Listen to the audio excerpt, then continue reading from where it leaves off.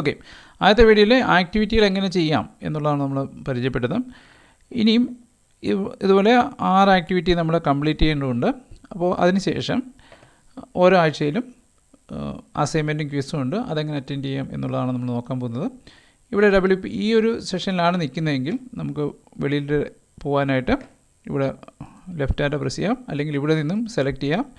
അവിടെ മൊഡ്യൂൾ 1 എന്നുള്ള സെലക്ട് ചെയ്താൽ ഈ ഒരു ഇൻ്റർഫേസിലേക്ക് മാറുന്നതാണ്, അല്ലെങ്കിൽ ഭാഗത്തേക്ക് മാറുന്നതാണ്. അപ്പോൾ ഇനി ഇവിടെ നോക്കൂ, ഇവിടെ മൊഡ്യൂൾ 1-നകത്ത് നമ്മൾ ഈ world processors in class room എന്നുള്ള ആ കണ്ടൻറ്റുള്ള ഭാഗമാണ് മനസ്സിലാക്കിയത്. ഇനി നമുക്ക് ഡെമോ അസൈൻമെൻറ്റ് ഓരോ ആഴ്ചയിലും അതുമായിട്ട് ബന്ധപ്പെട്ട കണ്ടൻറ്റ് പരിചയപ്പെട്ടതിന് ശേഷം അല്ല ആക്ടിവിറ്റികൾ ചെയ്തതിന് ശേഷം ബുധനാഴ്ചയോടുകൂടി അസൈൻമെൻറ്റിൻ്റെ ക്വസ്റ്റ്യൻ ഇതിൽ അപ്ലോഡ് ആവുന്നതാണ്. അപ്പോൾ അസൈൻമെൻറ്റിൻ്റെ ക്വസ്റ്റ്യൻ ഇവിടെ വരുന്നുണ്ട്. അസൈൻമെൻറ്റ് എന്നുള്ള രീതിയിലായിരിക്കും വരുന്നത്, ഡെമോ എന്നുള്ള വാക്ക് കാണത്തില്ല. ഡെമോ അസൈൻമെൻറ്റ് എന്നുള്ളത് നമുക്കൊന്ന് അസൈൻമെൻറ്റ് ചെയ്ത് പരിശീലിക്കാൻ വേണ്ടിയുള്ള ഒരു സംവിധാനമാണ്. അത് 2 ദിവസം കൊണ്ട് അല്ലെങ്കിൽ തിങ്കളാഴ്ച കൊണ്ട് അത് വിഡ്രോ ചെയ്യുന്നതാണ്. അതിനുശേഷം ചൊവ്വാഴ്ച ഈ വേർഡ് പ്രോസസ്സറുമായിട്ട് ബന്ധപ്പെട്ട അസൈൻമെൻറ്റ് ക്വിസ് നമുക്ക് ലഭിക്കുന്നതായിരിക്കും. ഓക്കെ, അപ്പോൾ ഇനി ഈ അസൈൻമെൻറ്റ് എങ്ങനെ ചെയ്തത് അപ്ലോഡ് ചെയ്യാം എന്നുള്ളതാണ് നമുക്ക് നോക്കാൻ പോകുന്നത്. ഇവിടെ ഡെമോ അസൈൻമെൻറ്റ് എന്നുള്ളത് ഒന്ന് ക്ലിക്ക് ചെയ്താൽ അതിൻ്റെ ക്വസ്റ്റ്യൻ നമുക്ക് കാണാൻ സാധിക്കും. ഇനിയും വരുന്ന ലാസ്റ്റ് ബുധനാഴ്ചയൊക്കെ ആകുമ്പം ഇവിടെ അസൈൻമെൻറ്റിൻ്റെ ക്വസ്റ്റ്യൻ ആയിരിക്കും വരുന്നത്. അത് സെലക്ട് ചെയ്യുന്നു. അപ്പോൾ അതിനകത്ത് പറയുന്നുണ്ട്, ഒന്നാമത്തെ പ്രവർത്തനത്തിൻ്റെ ആദ്യ ഭാഗമായ വർക്ക്ഷീറ്റ് പാർട്ട് 1 പൂർത്തിയാക്കിയതിന് ശേഷം നിങ്ങൾ തയ്യാറാക്കിയ വർക്ക്ഷീറ്റ് 1 എന്ന ഫയൽ ഡെമോ അസൈൻമെൻറ്റ് അപ്ലോഡ് എന്ന ലിങ്കിൽ ക്ലിക്ക് ചെയ്ത് അപ്ലോഡ് ചെയ്യുക എന്നാണ് പറഞ്ഞിരിക്കുന്നത്. ക്വസ്റ്റ്യൻ ഇതുപോലുള്ള ക്വസ്റ്റ്യൻ അവിടെ കാണും. അതിനനുസരിച്ചുള്ള പ്രവർത്തനങ്ങളാണ് നമ്മൾ ചെയ്യേണ്ടത്. ഓക്കെ, അപ്പോൾ നമുക്ക് നോക്കാം. ഇനി നമ്മളിവിടെ വർക്ക്ഷീറ്റ് തയ്യാറാക്കിയിട്ടുണ്ട്. ഞാൻ പേര് കൊടുത്തിട്ടില്ലായിരുന്നു. അതിന് നമുക്ക് ഇവിടെ സേവ് ചെയ്യാം. ഫയൽ സേവ് എന്ന് കൊടുക്കുന്നു. ആ ഫയൽ നമ്മുടെ ഫോൾഡറിനകത്തിന് ഓക്കെ, ഫോൾഡർ സെലക്ട് ചെയ്യുന്നു, ഡബിൾ ക്ലിക്ക് ചെയ്ത് തുറക്കുന്നു. അവിടെ നമുക്ക് വർക്ക്ഷീറ്റ് 1 എന്ന് പേര് കൊടുക്കാം. വർക്ക്ഷീറ്റ് 1 എന്ന് പേര് കൊടുത്തു സേവ് ചെയ്യുന്നു.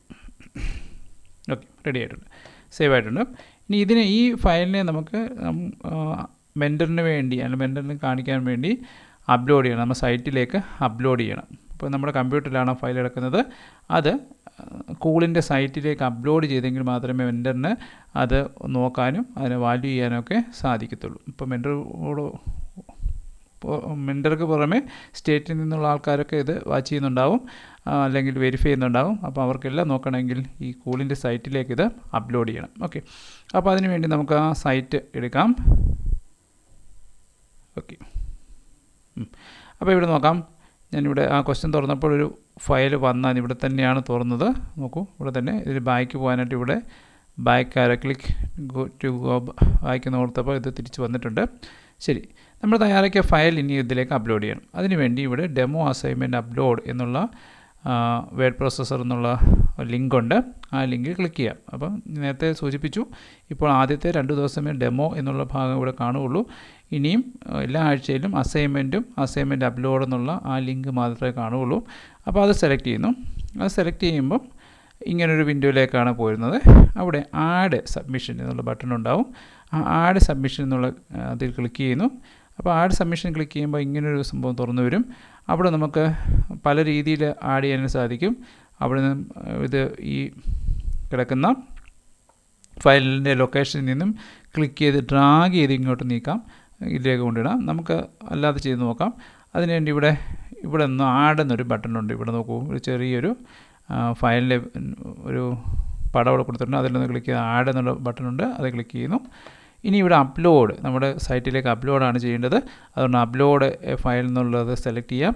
അവിടെ നിന്ന് ഇവിടെ ചൂസ് ഫയൽ എന്നുള്ള സെലക്ട് ചെയ്യാം. ചൂസ് ഫയൽ സെലക്ട് ചെയ്ത് കഴിഞ്ഞാൽ ഏത് ഫയലാണ് ഇതിലേക്ക് അപ്ലോഡ് ചെയ്യേണ്ടതെന്ന് ചോദിക്കുന്നു. അപ്പോൾ ഡോക്യുമെൻറ്റ്സിൽ നമ്മുടെ ഫോൾഡർ ഇവിടെ ഉണ്ട്, കൂൾ.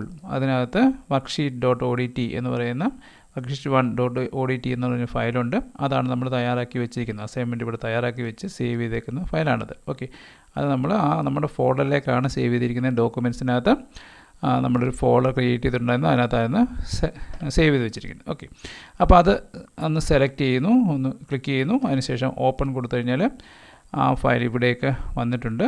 ചൂസ് ഫയൽ എന്ന് കൊടുത്തിട്ടുണ്ട്. ഓക്കെ, ഇവിടെ അപ്ലോഡ് ഫയൽ എന്ന് മാത്രം കൊടുത്താൽ മതിയോ, അപ്ലോഡ് ദിസ് ഫയൽ എന്ന് കൊടുക്കാം. അപ്പോൾ ഇവിടെ ഒന്നുകൂടെ ക്വസ്റ്റ്യൻ നമുക്ക് നോക്കാം. ക്വസ്റ്റ്യനകത്ത് വേറെ എന്തെങ്കിലും ഫയലിൻ്റെ നെയിമിന് കൂടുതൽ കാര്യങ്ങൾ എന്തെങ്കിലും പറയുന്നുണ്ടോ നോക്കണം. ചിലപ്പം അവിടെ നമ്മുടെ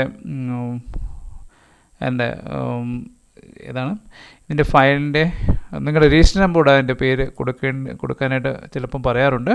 അങ്ങനെയാണെങ്കിൽ ആ അസൈൻമെൻറ്റ് ക്വസ്റ്റ്യനകത്ത് എന്താണോ പറഞ്ഞിരിക്കുന്നത് ആ രീതിയിൽ തന്നെ ഫയലിൻ്റെ നെയിം കൊടുക്കണം. വർക്ക്ഷീറ്റ്, ഓക്കെ, ഞാനൊന്നുകൂടെ നോക്കാം. ഇവിടെ നിന്നും ഇതിനെ ഒന്ന് ക്ലിക്ക് ചെയ്തിട്ട് അസൈൻമെൻറ്റ് ക്വസ്റ്റ്യൻ്റെ ഒന്നുകൂടെ നോക്കാം. അസൈൻമെൻറ്റ് വർക്ക്ഷീറ്റ് 1 എന്ന് മാത്രമേ കൊടുത്തിട്ടുള്ളൂ. ഓക്കെ, അതുകൊണ്ട് നമുക്ക് അങ്ങനെ ചെയ്താൽ മതി. അല്ലെങ്കിൽ ഇവിടെ രജിസ്റ്റർ നമ്പർ _ വർക്ക്ഷീറ്റ് 1 എന്നൊക്കെ പറയുന്നുണ്ടാവും. അപ്പോൾ ആ രീതിയിൽ അന്നേരം ചെയ്തോണം. ഓക്കെ, എന്തായാലും ഞാനിവിടെ ഒന്നുകൂടെ അപ്ലോഡ് ചെയ്യുന്നു. അപ്ലോഡ് ആഡ് സബ്മിഷൻ കൊടുക്കുന്നു. സബ്മിഷനകത്ത് ഇവിടെ ആഡ് എന്നുള്ള ക്ലിക്ക് ചെയ്യുന്നു. ചൂസ് ഫയൽ എടുക്കുന്നു. നമ്മുടെ എവിടെയാണോ കമ്പ്യൂട്ടർ എവിടെയാണോ അത് കിടക്കുന്നത് അത് സെലക്ട് ചെയ്യുന്നു. ഓപ്പൺ കൊടുക്കുന്നു. അപ്പോൾ ഇനി ഇവിടെ വേറെ ഒന്നും കൊടുക്കേണ്ടത്. ഇവിടെ നിന്ന് അപ്ലോഡ് ദിസ് ഫയൽ എന്ന് കൊടുത്തു കഴിഞ്ഞാൽ ഇത് അപ്ലോഡ് ആവുന്നതാണ്. അപ്പോൾ അപ്ലോഡ് ആകുമ്പോൾ ഇവിടെ ഒരു പടമൊക്കെ വന്നിട്ടുണ്ട്. ആ വർക്ക്ഷീറ്റിൻ്റെ ഒരു പടമൊക്കെ വന്നിട്ടുണ്ട്. ഒരു ODT ഫയലിൻ്റെ ഒരു പടമൊക്കെ ഇവിടെ വന്നിട്ടുണ്ട്. അതിനുശേഷം നമ്മളിവിടെ സേവ് ചേഞ്ചസ് ഇത്രയും ചെയ്താൽ പോരാ, സേവ് ചേഞ്ചസോട് ചെയ്തെങ്കിൽ മാത്രമേ അത് കംപ്ലീറ്റ് ആവത്തുള്ളൂ.